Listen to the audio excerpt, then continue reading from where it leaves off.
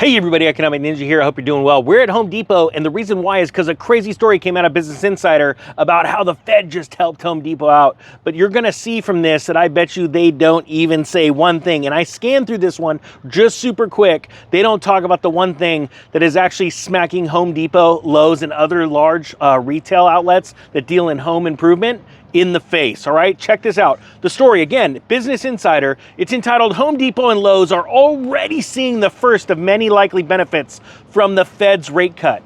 How in the heck can a author of a story or reporter, especially in financial media, come out and make such an outlandish comment? Right? Well, let's dive in and let's talk about it. And then I'm going to tell you the opposite of what's actually happening. It says here, the U.S. Federal Reserve's decision Wednesday to cut rates by 0.5 percentage point has created a flurry of immediate reactions, but the real effects on the policy are likely to take several months to bear out. Still, some areas of the economy are already seeing a lift in response to the news, and the fact that the Fed went with the larger of the two most likely options under consideration. Home improvement retailers in particular, like Home Depot, right? Were primed to come out of the gate strong with a rate cut, and true to form, shares of Home Depot and Lowe's were up as of Thursday's market close. I'm going to ask you right now, who gives a flying rip if the stock of Home Depot's up? Well, I'll guarantee you there are some people watching this that are Home Depot investors, and they're like, yeah, this is cool, it went up a little bit, right? But in all reality, look at what Home Depot is facing. The fact is, home sales are at their lowest, even right now, below 2008 numbers. That is bad, okay? The consumer is scared, they're broke, and they are running for the exits. Stock investors, large stock investors are running for the exits, right? When the Federal Reserve lowers rates meaningfully, and 50 basis points is a meaningful cut, right?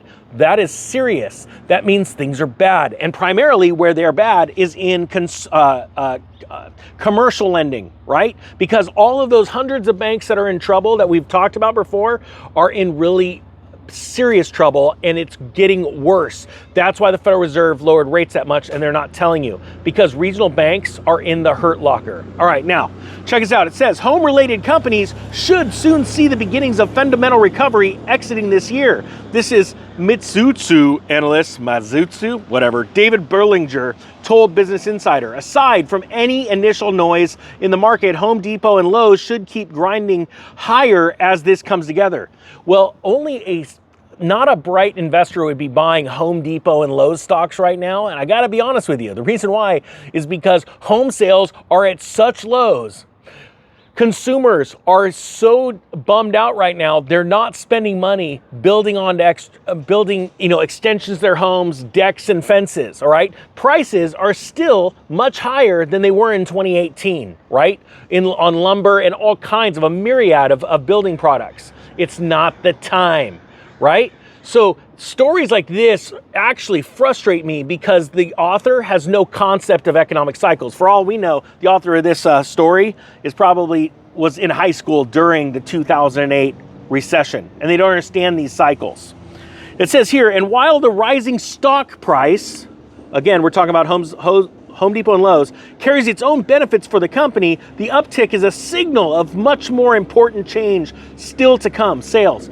That is such crap, it's insane. The truth is, when the Fed started lowering rates in 2007, things were bad, and that's why they were lowering rates in earnest.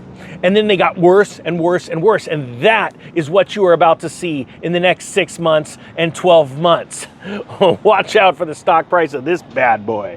Now it says here, Home Depot CFO Richard McPhail described his company's core customer as having a deferral mindset. Think about that, a deferral. I'm going to defer to later, right? Contractors, builders, homeowners, they sit there and they see prices high, they see the economy not doing so well, and they go, you know what? We're going to defer this project till later. That's what he's referring to.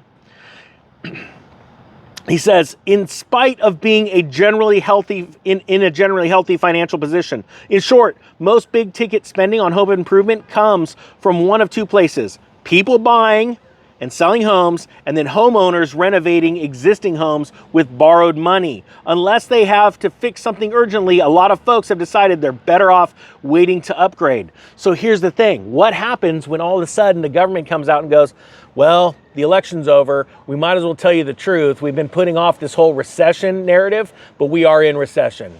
Yeah, we've been in a recession for a long time. Sorry, we revised the truth. And that's what's been happening for so long, kicking that can down the road, printing more money, bringing in more illegals, giving them money. This is absolutely insane. And what's more insane to me is that reporters can write this kind of crap. It's total crap. Oh, sorry, Business Insider, it's crap. I don't care about the stock price of something. We are in an inflationary trend, which means stocks go up because people are starved for yield, because their dollar is losing value. So they pull money out of savings account, put it in money market. People pulling money out of bonds, they're putting it in the stock market. It causes equities to rise. I don't give a rip about the price of Home Depot stock. I care about the economic activity of a country. Is money flowing to and from? When the velocity of money slows down, that's when bad things happen. Now, how do you take advantage of this? Well, you just like the Home Depot CFO says, you have to have a deferral mindset, right? So even if you are doing well financially, let's say you're not, you start to see the things happening around the country in the economy and you go, you know what? I have $1 in my pocket. I'm going to defer spending it for now and wait to spend it in the future. Because that's intelligence, right? Regardless if you're wealthy or you're poor, that is smart. When you see things not going well, you don't believe the narrative, you question the narrative and you go, you know what? Let me have a little bit of restraint. Let me wait, sit on the sidelines, keep my money in my bank and wait for this thing to come crashing down. And let's say it doesn't. What's the worst that happened? You took some time to breathe and to think, and then you took a shot right at that down economy. Or let's say it doesn't go down, you go, you know what? I now have a little bit more money in my pocket to engage into the markets. That's intelligent.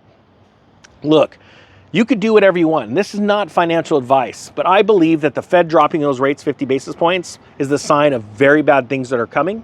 That it is a harbinger of what's coming. And remember, in 2006, I'd sold all my homes. I didn't have a lot. I only had 14, but that was a lot for me. I didn't have any mentors that had more homes. Because if I was around people with 50 homes, I'd have 50 homes because I'd know it was possible, right? But when I sold those homes and the Fed started dropping rates, I said, here we go. This is the crash. And now it's started. It has begun. The only question is, what are you doing right now to get ready for what's happening and what's coming tomorrow? I hope you got something out of this. The Economic Ninja is out.